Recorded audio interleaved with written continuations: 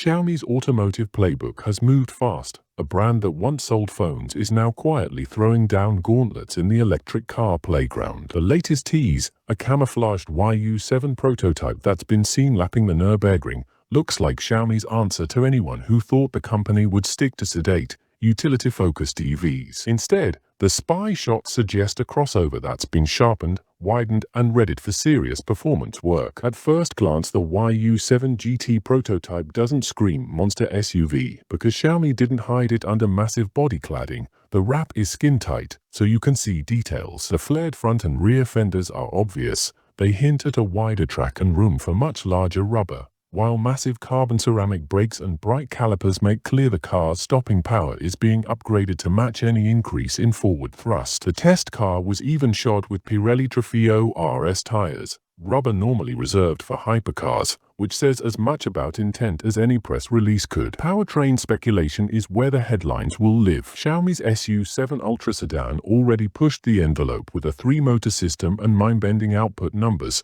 so observers are guessing the YU7 GT could borrow similar architecture and cross the 1,000 horsepower threshold. If the YU7 GT does get a tri-motor arrangement, it wouldn't be mere bragging rights. The crossover could legitimately aim for fastest SUV lap times at the Nürburgring. That's a measurement that matters to enthusiasts, and one that turns showroom chatter into engineering urgency. That said, the YU7 GT significance is twofold. On one hand, it's a clear credibility play. Xiaomi is signaling it won't be content to compete only on value or tech gimmicks. On the other, it's a reminder that EV architecture lets manufacturers play with packaging and performance in ways that ICE never did. Add motors, revisit torque distribution, and tune software, and cars that look like crossovers on paper can actually be track-capable machines in practice. The visual cues on the prototype, wider wheels, aggressive brakes, and race-grade tires, are the kind of evidence you need to take those rumors seriously. What happens next? Expect more spy sightings, possible Nürburgring time attempts, and a slow trickle of technical reveals. Even if Xiaomi conservatively tunes the YU7 GT for a bit less than 1,500 horsepower, the fact it's chasing performance records places the company in a different conversation than automakers who still treat electric crossovers as glorified family wagons. The YU7 GT could become the poster child for how rapidly new players can iterate,